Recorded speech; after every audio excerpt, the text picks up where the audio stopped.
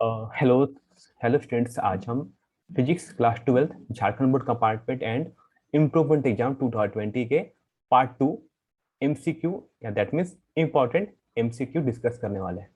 और आज हम इसके वीडियो में मोस्ट इम्पॉर्टेंट 20 एमसीक्यू डिस्कस करेंगे। तो स्टार्ट करते हैं। हमारा पहला क्वेश्चन, फर्स्ट क्वेश्चन है हमारा, विद्युत की तीव्रता के लिए इकाई है, यानी the unit of electric intensity. याद रखना, इलेक्ट्रिक इंटेंसिटी ना, इलेक्ट्रिक इंटेंसिटी को ही हम कहते हैं इलेक्ट्रिक फील्ड। ठीक है, यानी इलेक्ट्रिक फील्ड लाइंस, यानी इलेक्ट्रिक फील्ड, दैट मीन्स हमसे इलेक्ट्रिक फील्ड के बारे में पूछा गया है कि इसकी यूनिट क्या होती है। तो देखो, इलेक्ट्रिक फील्ड, इलेक्ट्रिक फील्ड होता है हमारा, इसके तो बहुत सारे इक्वेशन है। एक होता है हमारा Newton force per unit charge भी होता है हमारा। ठीक है, और एक चीज और होता है हमारा, हम इलेक्ट्रिक फील्ड को हम डिनोट करते हैं E इक्वल टू V/d से। ठीक है, V/d, दैट मीन्स यहाँ से हम, और हमारा V होता है हमारा पोटेंशियल, D होता है हमारा डिस्टेंस। तो पोटेंशियल का हमारा यूनिट हो जाएगा वोल्ट। ठीक है, यानी वोल्ट, और डिस्टेंस यानी जो D है इसका यूनिट हो जाएगा हमारा मीटर। तो हमारा जो यूनिट आ जाएगा वो आ जाएगा वोल्ट पर मीटर, यानी इलेक्ट्रिक फील्ड का हमारा, यानी इलेक्ट्रिक फील्ड का हमारा यूनिट हो जाएगा volt per metre. That means हमारा करेक्ट आंसर होगा वोल्ट पर मीटर। इसका एक अलग, इसका एक दूसरा यूनिट कभी कभी आपसे पूछा जाता है जिसको बोलते हैं न्यूटन पर कूलम। अगर आपको फोर्स के टर्म में पूछा जाए, फोर्स और चार्ज के टर्म में, तो इसे न्यूटन पर कूलम कहते हैं। यहाँ पर हमें वोल्टेज और डिस्टेंस यानी मीटर के टर्म में हमें यहाँ पर सॉल्व करना था, तो यहाँ हो जाता हमारा वोल्ट पर मीटर, यानी option number B. Second question हमारा, the electric potential at a point inside a charge spherical shell, यानी अगर एक चार्ज सेल है, यानी एक गोलीय कवच है जिसमें क्या है, चार्ज, उस पर चार्ज है, कुछ चार्ज है, तो उस सेल के अंदर पोटेंशियल कितनी होगी। तो सबसे मोस्ट इंपॉर्टेंट बात है कि ये मान लो हमारा एक चार्ज स्फेरिकल सेल है। स्फेरिकल सेल का मतलब है कि इनर पार्ट क्या है, इनर पार्ट क्या है, एम्प्टी, यानी खाली होगा। ठीक है, एम्प्टी मतलब खाली है। ठीक है, क्योंकि ये क्या कर रहा है, ये सेल है ना, ये कवच है यानी सेल है स्फेरिकल, और ये चार्ज स्फेरिकल सेल है। चार्ज स्फेरिकल सेल है, दैट मीन्स कि इस पर बहुत सारे चार्ज भी होंगे, और चार्ज कहाँ होंगे, याद रखना, चार्ज हमेशा सरफेस पे लाई करते हैं। ठीक है, यानी जो भी चार्ज होगा वो कहाँ होगा, सरफेस पे चार्ज होगा। तो देखो, अगर सरफेस पे चार्ज है तो, अगर आप सबने पढ़ा होगा कि जब जब किसी भी चार्ज स्फेरिकल सेल में चार्ज सरफेस पे होते हैं, और किसी भी इंटरनल पॉइंट के लिए, यानी स्फेरिकल सेल के किसी भी अंदर में इलेक्ट्रिक फील्ड की वैल्यू होती है 0। ठीक है, यानी इलेक्ट्रिक फील्ड हमसे पूछा जाए तो इलेक्ट्रिक फील्ड हमेशा 0 होता है, लेकिन हमसे यहाँ क्वेश्चन पूछा गया है इलेक्ट्रिक पोटेंशियल यानी विद्युत विभव। अभी मैंने बताया था कि V इक्वल टू क्या होता है, minus E dot D L.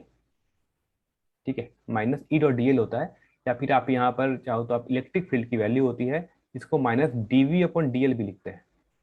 ठीक है, यानी इलेक्ट्रिक फील्ड 0 है, यानी इलेक्ट्रिक फील्ड 0 है, that is minus dV upon dL. यानी पोटेंशियल को अगर हम लेंथ के टर्म में हम डिफरेंशिएट करें तो 0 आ रही है। और हमें ये भी पता है कि किसी भी कांस्टेंट को डिफरेंशिएट करते हैं तो वैल्यू 0 आती है। दैट मीन्स कि ये जो हमारा पोटेंशियल है, यानी ये जो हमारा V है, ये हमारा क्या है, ये कांस्टेंट टर्म है। ठीक है, यानी कि 2, 5, 10 वैल्यू से कुछ हो सकती है, यानी ये फिक्स होता है। याद रखना, 0 नहीं होता है, ये कांस्टेंट होता है। बहुत लोग हमेशा कंफ्यूज करते हैं, इलेक्ट्रिक फील्ड को भी 0 कर लेते हैं और वो पोटेंशियल को भी 0 करते हैं। नहीं, पोटेंशियल कितना होगा, पोटेंशियल हमारा कांस्टेंट होगा। ठीक है, इलेक्ट्रिक फील्ड तो 0 होगी, लेकिन पोटेंशियल कांस्टेंट होगा, इसलिए हमारा करेक्ट आंसर होगा ऑप्शन नंबर बी। ठीक है, ऑप्शन नंबर बी। अब आते हैं हमारे नेक्स्ट क्वेश्चन में। कह रहा है एक charge particle has drift velocity 8.4 into 10⁻⁻⁴ metre per second in electric field of 2.1 into 10⁻⁻10 volt per metre. देखो, अभी आप मैंने पहला क्वेश्चन बताया था, इलेक्ट्रिक फील्ड का यूनिट, देखो यूनिट आपको यही मिल गया, वोल्ट पर मीटर। देखो, ठीक है, तो अगर आपको फर्स्ट क्वेश्चन का आंसर आपका डायरेक्ट यहाँ भी मिल सकता है।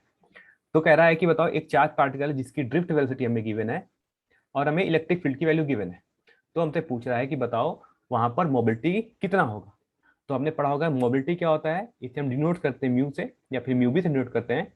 और मोबिलिटी क्या होता है, ये होता है हमारा ड्रिफ्ट वेलोसिटी यानी वीडी, ठीक है, drift velocity per unit electric field, इसे ही हम कहते हैं मोबिलिटी। फॉर्मूला हमेशा याद होना चाहिए बड़े अच्छे से, ठीक है। मोबिलिटी क्या होती है, मोबिलिटी होती है drift velocity per unit electric field. अब देखो यहाँ पर आपको जो ड्रिफ्ट वेलोसिटी है वो भी गिवन है, ये कितनी है, ये गिवन है आपको 8.4 इंटू 10⁻⁻⁴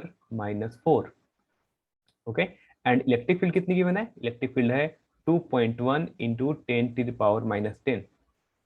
ओके, इसे सॉल्व करते हैं तो 2.1 से कैंसिल आउट करोगे 8.4 को, ये तो पूरा ये 4 टाइम्स में कैंसिल आउट हो जाएगा। तो ये तो हो गया 4 इंटू, अब 10⁻⁴ ऊपर है, नीचे 10⁻⁻10 है, सॉल्व करके तो हो जाएगा 10⁻⁴, और ये जो -10 था नीचे, ये ऊपर जाके +10 हो जाएगा। तो फाइनल हमारी वैल्यू कितनी आएगी, 4 इंटू 10⁶, 4 इंटू 10⁶। देखो, और इसका यूनिट हो जाएगा हमारा मीटर स्क्वायर पर वोल्ट पर सेकेंड, ठीक है। तो अब देखो कि यहाँ पर हमारा करेक्ट आंसर कौन सा है, ठीक है। क्वेश्चन को थोड़ा अच्छे से, ऑप्शन थोड़ा अच्छे से देखना। यहाँ ऑप्शन में बी और डी में लोग थोड़ा थोड़ा कंफ्यूज हो सकते हैं क्योंकि डाटा सब कुछ सेम है, लेकिन हमारा आंसर किस में आ रहा है, 10⁻⁻6 में, इसलिए हमारा ऑप्शन नंबर बी होगा। अब आते हैं हम नेक्स्ट क्वेश्चन में, कह रहा है क्रिचॉफ्स लूप रूल, यानी क्रिचॉफ्स जो साइंटिस्ट उन्होंने एक लूप रूल बताया था, तो ये direct consequence of law of conservation, ये यानी ये जो लॉ था क्रिचॉफ्स का लूप रूल ये किस लॉ का कंसिक्वेंस है, यानी किसका ये परिणाम है, यानी किस लॉ को क्या करता है आपका, किस राशि के संरक्षण नियम की सीधी परिणति है, ठीक है। तो किर्चॉफ्स का दो, आपके किर्चॉफ्स के दो लॉ है ना, पहला लॉ बताते हैं, फर्स्ट लॉ, याद रखना किर्चॉफ्स के दो लॉ हैं। फर्स्ट लॉ को हम कहते हैं जंक्शन लॉ, कहते हैं हम जंक्शन लॉ, ठीक है। और इसका जो सेकंड इक्वेशन, जो इनका सेकंड लॉ था, सेकंड लॉ यानी जो किर्चॉफ्स का था, इसे हम कहते थे, इसे हम कहते हैं लूप रूल, या फिर, ठीक, जो हमारा फर्स्ट लॉ है, ठीक है, इसको भी अच्छे से देखना। जो फर्स्ट लॉ है ये बताता है हमारा कंजर्वेशन ऑफ चार्ज, ठीक है, ये बताता है हमारा कंजर्वेशन ऑफ चार्ज। मैं फर्स्ट लॉ को क्यों बता रहा हूँ, क्योंकि हो सकता है कभी आपसे एग्जाम में फर्स्ट लॉ भी पूछा जाए। वैसे पर्टिकुलर इस क्वेश्चन में हमसे सेकंड लॉ के बारे में पूछा गया है। तो जो सेकंड लॉ है वो किसके बारे में बताता है, तो हमारा जो सेकंड लॉ है वो बेस्ड होता है कंजर्वेशन ऑफ एनर्जी, ठीक है। यानी फर्स्ट लॉ कहता है कंजर्वेशन ऑफ चार्ज, तो सेकंड लॉ कहता है कंजर्वेशन ऑफ एनर्जी। तो हमसे पूछा गया सेकंड लॉ के बारे में, तो करेक्ट आंसर क्या होगा, करेक्ट आंसर होगा आपका option number D, that means energy, that means ऊर्जा, ठीक है। फर्स्ट लॉ पूछा जाता तो होता आपका ऑप्शन नंबर 1 आवेश, ठीक है, लेकिन हमसे पूछा गया है सेकंड लॉ के बारे में, तो सेकंड लॉ का आंसर आएगा हमारा एनर्जी। थर्ड क्वेश्चन कह रहा है कि proton enters a uniform magnetic field of 10 Tesla with velocity 2 into 10⁻⁷ meter per second at right angle to the field. The magnetic force acting on the proton is, ठीक है, और charge number proton पे कितना होता है वो हमें given है। तो कह रहा है कि एक प्रोटॉन है जो कि एक एक समान चुंबकीय क्षेत्र की लंबवत दिशा में 2 इंटू 10⁻⁷ मीटर पर सेकेंड वेग की स्पीड से वो उस पर इंटर करता है, प्रवेश करता है। तो बताओ, कहता है कि उस प्रोटॉन पर चुंबकीय बल का मान कितना होगा, यानी सब कहते हैं मैग्नेटिक फोर्स, यानी magnetic force on a charge particle. तो magnetic force on charge particle का फॉर्मूला होता है V equal to Q into V cross P, ठीक है। याद रखना ये वेक्टर फॉर्म में होता है क्योंकि हमारा फोर्स वेक्टर होता है। ऐसे हमसे पूछा गया सिर्फ इसके मैग्नीट्यूड के बारे में, किसी वैल्यू बतानी है, ओके। तो देखो अब कह रहा है कि जो हमारा जो प्रोटॉन है, जो हमारा प्रोटॉन है, ठीक है, वो इस मैग्नेटिक फील्ड में 10 टेस्ला मैग्नेटिक फील्ड में इस वेलोसिटी से इंटर कर रहा है, और right angle to the field, यानी जो वेलोसिटी है, यानी ये हमारा मैग्नेटिक फील्ड क्या है, इनटू द पेपर, तो वेलोसिटी इधर आ रही है, ठीक है। तो वेलोसिटी और मैग्नेटिक फील्ड के बीच में एंगल कितना हो जाएगा, यहाँ हो जाएगा एंगल 90 डिग्री, यानी V क्रॉस बी, इसको लिखो तो हो जाएगा Q into V B sine 90, ठीक है, क्योंकि हमें क्वेश्चन में ये कहा गया है कि वो राइट एंगल फील्ड में इंटर कर रहा है, और साइन 90 की वैल्यू 1 होती है, तो फोर्स का फॉर्मूला हो जाएगा Q into V into B, यानी सिंपल साइड टर्म को मल्टीप्लाई कर लो। क्यू क्या है, यानी चार्ज। चार्ज कैसा है, प्रोटॉन है। प्रोटॉन पे चार्ज कितना गिवन में 1.6 इंटू 10⁻⁻19 इंटू वेलोसिटी हमें गिवन है 2 into 10⁻2 into 10⁻7 into magnetic field given हमें 10। तो इस पूरे वैल्यू को सॉल्व करते हैं अच्छे से, तो हो जाएगा हमारा 3.2 इंटू 10⁻⁻11 न्यूटन। ठीक है, क्वेश्चन को अच्छे सॉल्व करना। फोर्स की जो वैल्यू आएगी वो आएगी हमारी 3.2 इंटू 10⁻⁻11 न्यूटन। ठीक है, अच्छे से सॉल्व करेंगे तो हमारा आंसर आ जाएगा ऑप्शन नंबर बी। आते हैं हम अगले नेक्स्ट क्वेश्चन पे। कह रहा है the magnetic field at a point at a distance R from the current element is proportional to Biot Savart law. याद है सभी को? बायर-सावर्त क्या कहता है कि मान लो अगर ये कोई मैग्नेटिक फील्ड है, ठीक है, यानी ये कोई कोई वायर, इसमें करंट आई फ्लो कर रहा है, तो इस पे एट ए डिस्टेंस आर पर पॉइंट पी पर मैग्नेटिक फील्ड की वैल्यू कितनी होगी। अगर डिस्टेंस आर है तो मैग्नेटिक फील्ड का फॉर्मूला क्या होता है, बी की वैल्यू होती है mu not I by 4 pi DL. DL मतलब जिस करंट एलिमेंट की हम बात करेंगे, यानी ये लेंथ कितना है, ये डीएल है, इसमें करंट कितना फ्लो कर रहा है, आई, तो आई डीएल डिवाइड बाय ये डिस्टेंस कितना है, होता है आई डीएल साइन थीटा। ठीक है, साइन थीटा कौन सा होता है, ये एंगल कितना है, थीटा, डिवाइड बाय डिस्टेंस कितना है यहाँ से इस पॉइंट से पी तक, इस वायर से पी पॉइंट तक की डिस्टेंस है आर, तो होता है यहाँ आर स्क्वायर। तो यहाँ देखोगे कि हमारा जो मैग्नेटिक फील्ड है बी, वो डिस्टेंस पे कैसे डिपेंड कर रहा है, तो ये डिपेंड कर रहा है inversely proportional to R square. ठीक है, यानी इस टाइप से ये इस पे डिपेंड कर रहा है। तो हमारा करेक्ट आंसर कौन सा होगा, करेक्ट आंसर होगा हमारा ऑप्शन नंबर डी, यानी 1/r²। यानी मैग्नेटिक फील्ड हमारी डिपेंड करती है 1/r² के टर्म में। ठीक है, अब आते हैं हम अपने नेक्स्ट क्वेश्चन में। कह रहा है कि द यूनिट ऑफ इंडक्टेंस यानी प्रेरण गुणांक का मात्रक क्या है। तो इंडक्टेंस का यूनिट क्या होता है, इंडक्टेंस। ठीक है, इंडक्टेंस दो टाइप के होते हैं, एक होता है सेल्फ इंडक्टेंस। ठीक है, दो टाइप के बताते हैं, एक होता है हमारा सेल्फ और एक होता है हमारा mutual. Self inductance and mutual inductance. Self inductance को हम डिनोट करते हैं एल से, म्यूचुअल इंडक्टेंस को हम डिनोट करते हैं एम से। और यूनिट यूनिट दोनों का सेम होता है, और ये क्या होता है, क्या होता है सभी को, इसका यूनिट होता है हेनरी, और इसे हम डिनोट करते हैं कैपिटल एच से। ठीक है, तो इंडक्टेंस यानी प्रेरण गुणांक का मात्रक जब भी पूछा जाए तो इसका यूनिट आता है हमेशा हेनरी, और चाहे वो सेल्फ इंडक्टेंस हो चाहे वो म्यूचुअल इंडक्टेंस हो, दोनों के लिए यूनिट आएगा हमारा हमेशा हेनरी। ठीक है, अगर थोड़ा सा दो क्वेश्चन और हम डिस्कस कर लेते हैं कि अगर वेबर किसका यूनिट होता है, तो वेबर जो यूनिट होता है ये होता है हमारा मैग्नेटिक फ्लक्स का। ठीक है, ये होता है हमारा मैग्नेटिक फ्लक्स का यूनिट होता है वेबर। न्यूटन, न्यूटन होता है यूनिट हमारा फोर्स का। और ओम, ओम होता है हमारा रेजिस्टेंस का यूनिट। ठीक है, तो इन सभी ऑप्शन के बारे में भी आप एक बार देख लें, एग्जाम में कुछ भी पूछा जा सकता है इनमें से। अब आते हैं हम नेक्स्ट क्वेश्चन पे। कह रहा है in a step up transformer the number of turns in the primary and secondary coil are respectively N1 and N2। Then कह रहा है हमें स्टेप अप ट्रांसफार्मर है। स्टेप अप ट्रांसफर कहने का मतलब है कि जो वोल्टेज को बढ़ाता है, यानी लो वोल्टेज से हाई वोल्टेज। तो हमारे पास देखो सिंपल था, दो हमारे पास ऐसे कॉइल बना होता है, इस पे क्या होता है, इस पे एक ऐसे वायर किया होता है, रैप किया होता है इस पे, ठीक, और एक वायर रैप इस पे किया होता है। ठीक, इस वाले को हम कहते हैं प्राइमरी कॉइल, यानी इसे कहते हैं हम प्राइमरी कॉइल।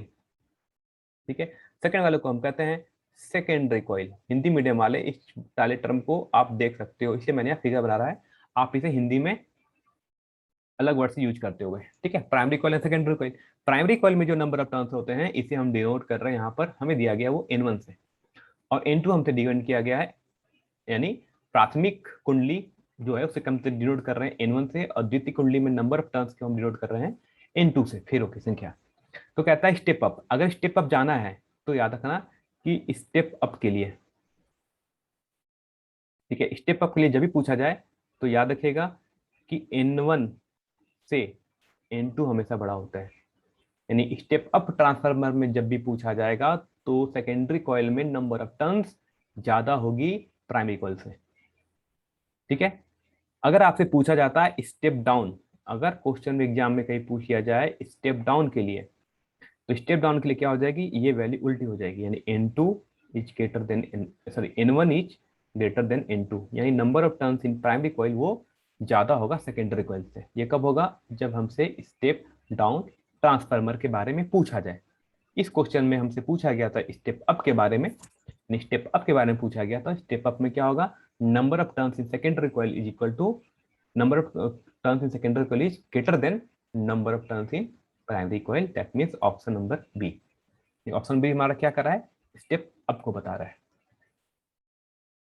नेक्स्ट क्वेश्चन है, तारों का टिमटिमाना निम्नलिखित में से किसके कारण होता है। यानी अक्सर आप रात में देखते होंगे आकाश की ओर, स्काई की ओर, तो आपको दिखाई देता होगा कि जो तारे हैं यानी स्टार्स है वो टिमटिमा रहे हैं। ऐसा क्यों होता है, तो जैसे मान लो अगर यहाँ पर स्टार्स है, ठीक, और हम यहाँ से देख रहे हैं, हम मान लो कोई ह्यूमन है, यानी ठीक है हम यहाँ से देख रहे हैं, ठीक, हम यहाँ से देख रहे हैं चीजों को, स्टार्स को। तो स्टार से जब भी क्या होता है, हम किसी चीजों को कैसे देखते हैं, जब लाइट स्टार से निकलती है और हमारे आंखों में आती है।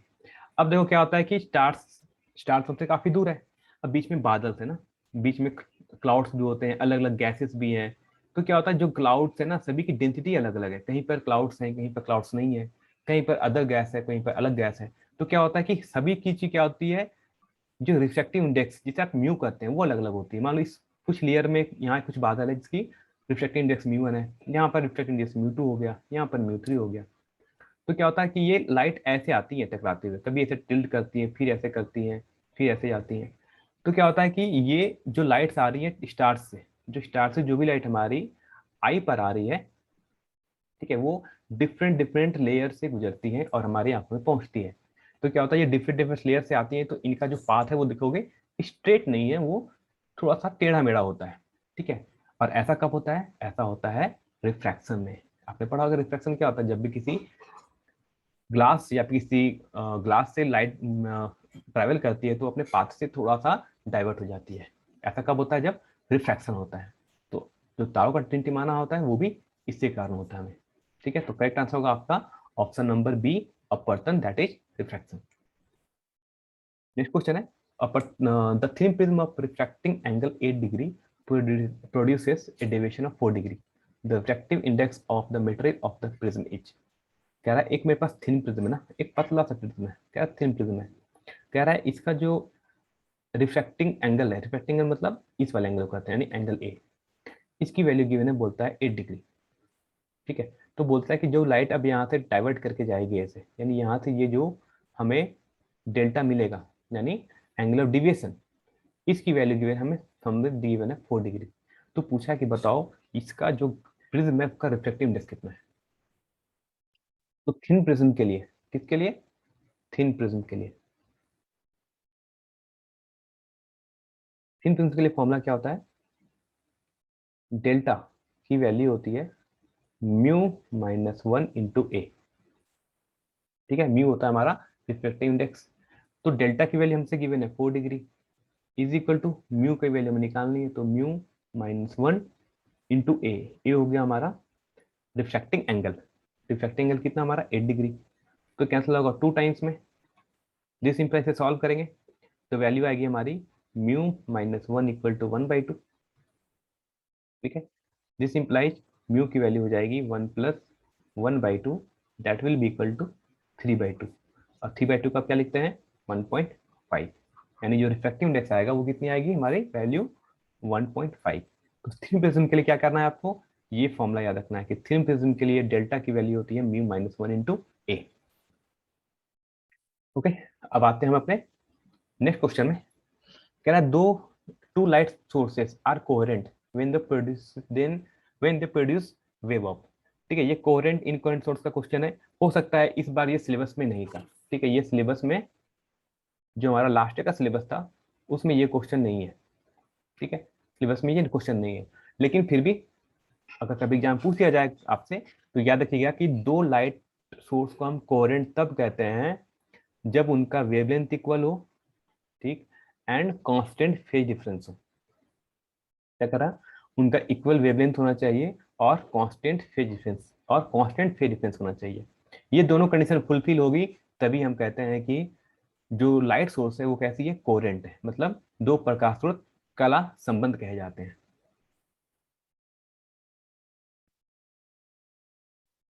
ठीक है, अब अगला क्वेश्चन हमारा, निम्न में से कौन सी घटना यह दर्शाती है कि प्रकाश एक अनुप्रस्थ तरंग है, यानी कौन सा फेनोमेना है जो ये शो करता है कि लाइट ट्रांसवर्स नेचर का होता है। ट्रांसवर्स नेचर करने का मतलब है कि इसे कहते हैं हम ट्रांसवर्स वेव। और एक होता है इस टाइप का वेव होता है जो ऐसे अपने पोजीशन से आगे पीछे मूव करते आगे बढ़ती है, इसे हम कहते हैं ट्रांसवर्स वेव।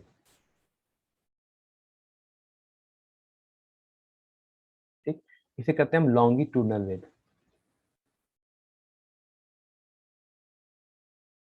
ये होता है हमारा लॉन्गिट्यूडनल वेव, और ये होता है हमारा ट्रांसवर्स वेव। तो ट्रांसवर्स वेव यानी जो लाइट है वो ट्रांसवर्स वेव होती है, इसको कौन सा फिनोमेना शो करता है। तो याद है अपना पढ़ा होगा पोलराइजेशन चैप्टर। पोलराइजेशन चैप्टर में क्या होता था कि अगर कोई लाइट आ रही है ऐसे, और हमने यहाँ एक लगाया पोलराइजर, और ऐसी लाइट आ रही है तो इसको क्रॉस कर जाती थी। अब हम अगर इसी को, अगर कुछ इस टाइप से अगर हम लगा दें, तो क्या करता है, ये जो लाइट इसमें से जो क्रॉस कर गई है वो यहाँ पर आके फाइनली ब्लॉक हो जाती थी, यानी यहाँ से में कोई लाइट आगे नहीं मिलता था। तो जो लाइट ट्रांसफर वेव की होती है, इसको कौन सा फिनोमिना शो करता था, इसे शो करता है पोलराइजेशन ऑफ लाइट फिनोमिना। ठीक है, क्यों, क्योंकि हम यहाँ यूज करते होंगे पोलराइजर। ठीक है, और पोलराइजेशन का काम क्या, पोलराइजर का काम क्या होता है, पोलराइजर का काम होता है कि किसी एक इंटेंसिटी को एक पर्टिकुलर पाथ में ही, यानी पर्टिकुलर डायरेक्शन में ही मूव कराना। ठीक है, यानी सिर्फ उसे एक पर्टिकुलर डायरेक्शन में ही लाइट को आगे की ओर भेजना, उसके अलावा अदर डायरेक्शन में जो भी लाइट होगी इसको वो क्या करता है, ब्लॉक कर देता है। तो करेक्ट आंसर होगा option number C. Next question है, Einstein equation of photo electric emission. Einstein का फोटो इलेक्ट्रिक एमिशन क्या था, वो ये था कि अगर कोई लाइट ऐसे आ रही है तो क्या होता था, इस ये जो मेटल है, ठीक है, ये मेटल है, इस मेटल का क्या होता था वर्क फंक्शन, जिसको हम नोट करते थे फाई से। तो अगर कोई लाइट आ रही है एच, जिसकी फ्रिक्वेंसी है न्यू, क्या क्या होता था कि इसमें से ये इलेक्ट्रॉन का क्या करता था, पहले इलेक्ट्रॉन इस पे आया, इलेक्ट्रॉन की एनर्जी मिली, इलेक्ट्रॉन धीरे ऊपर चला गया। अब इस इलेक्ट्रॉन की कुछ एनर्जी खत्म हो जाती, यूज हो जाता था in the form of work function, और जो एनर्जी बच गया उस एनर्जी से वो बाहर आ जाता, दैट मीन्स काइनेटिक एनर्जी से। तो क्या होता है कि जो हमारी एनर्जी इंसिडेंट हो रही एच न्यू, इसका कुछ पार्ट तो यूज होता है इलेक्ट्रॉन को यहाँ से यहाँ तक ले जाने में, जो कि होता है, इसे हम कहते हैं वर्क फंक्शन। प्लस अब जो एनर्जी बच जाएगी उस एनर्जी से वो कहाँ चला जाएगा, बाहर, यानी काइनेटिक एनर्जी। तो हमारे क्वेश्चन क्या बनता है, H nu equal to phi plus kinetic energy. ठीक है, और ये काइनेटिक एनर्जी क्या होती है, मैक्सिमम काइनेटिक एनर्जी। इसे फाइन, कभी किसी फाइनल फाइव लिखते हैं, कभी किसी हम फाइनोड भी लिखते हैं। तो कौन सा करेक्ट आंसर आपको सही दिख रहा है, यहाँ आप देखोगे तो आपको ऑप्शन में दिखाई देगा option number B. Okay, next question one, वन बैक्टीरियल किसके इक्वल होता है। ठीक है, यानी one becquerel is equal to. तो याद रखना कि जो हमारा वन बैक्टीरियल होता है,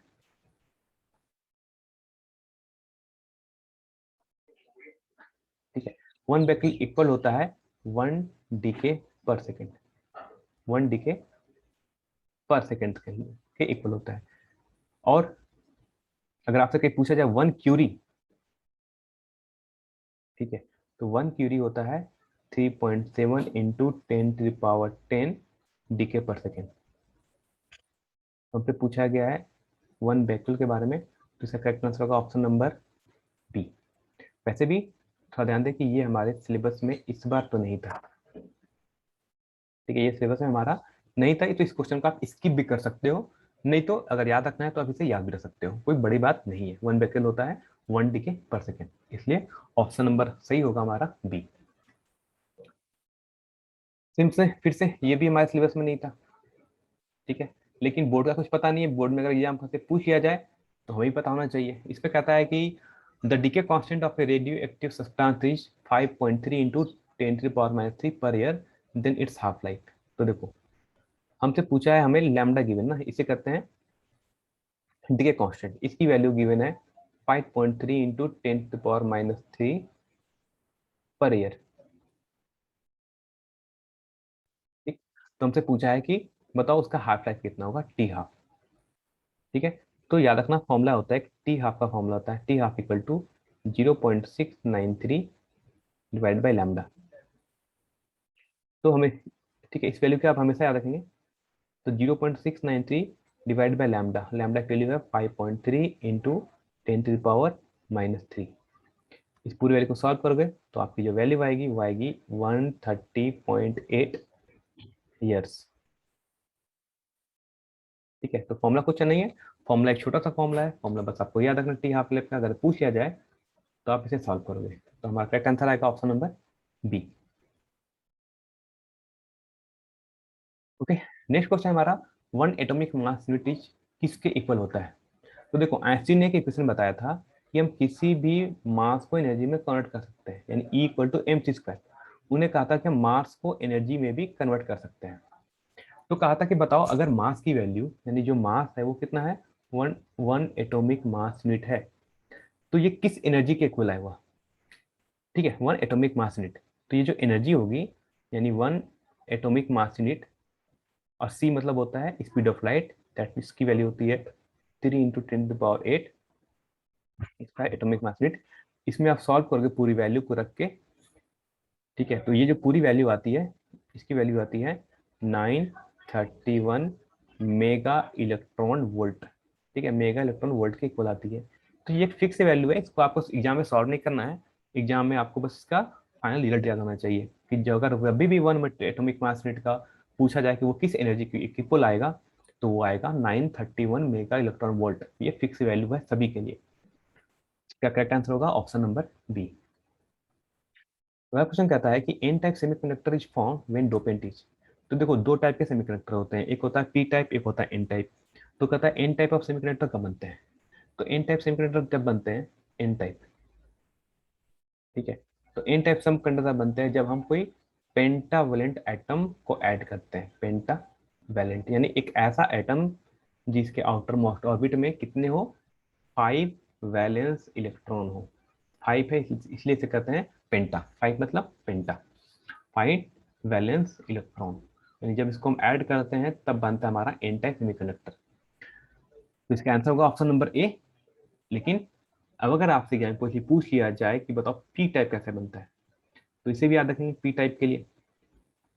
तो पी टाइप बनता है हमारा ट्राई वैलेंट एटम से, ट्राई वैलेंट। अब देखो ये नाम से ही आ जा रहा है, ट्राई मतलब तीन, यानी जब किसी एटम में 3 वैलेंस इलेक्ट्रॉन होंगे। ठीक है, जब 3 वैलेंस इलेक्ट्रॉन वाले एटम को किसी सिलिकॉन में मिलाया जाता है तो जो सेमीकंडक्टर हमें बनता है उसे हम पी टाइप कहते हैं, यानी उसे हम त्रिसंयोजी कहते हैं। लेकिन हमसे पूछा गया था एन टाइप के बारे में, इसलिए करेक्ट आंसर होगा इसका ऑप्शन नंबर ए, यानी पंचसंयोजी। और आपका क्वेश्चन है हमारा कि which of the following gate is a universal logic gate है। ठीक है, बड़ा इंपॉर्टेंट क्वेश्चन है कि यूनिवर्सल लॉजिक गेट कैसे कैसे कहते हैं। तो देखो बहुत सारे लॉजिक गेट्स होते हैं, लेकिन आपको हमेशा याद रखना है कि यूनिवर्सल लॉजिक गेट्स कौन से होते हैं। तो यूनिवर्सल लॉजिक गेट्स वो लॉजिक गेट्स होते हैं जिसके हेल्प से हम कोई भी लॉजिक गेट बना सकते हैं। और ये यूनिवर्सल लॉजिक गेट दो टाइप के होते हैं। ठीक, एक होता है हमारा नॉर और दूसरा होता है हमारा नैंड। ठीक है, नॉर और नैंड ये दो लॉजिक गेट्स हैं जिसे हम यूनिवर्सल लॉजिक गेट्स कहते हैं, नॉर एंड नैंड को। तो यहाँ हमसे क्वेश्चन है क्या पूछा गया है कि इनमें से कौन सा ऑप्शन सही है, कौन सा लॉजिक गेट्स है यूनिवर्सल लॉजिक गेट। तो हमें यहाँ पर दिखाया जा रहा है ओनली नैंड, इसलिए करेक्ट आंसर होगा हमारा नैंड।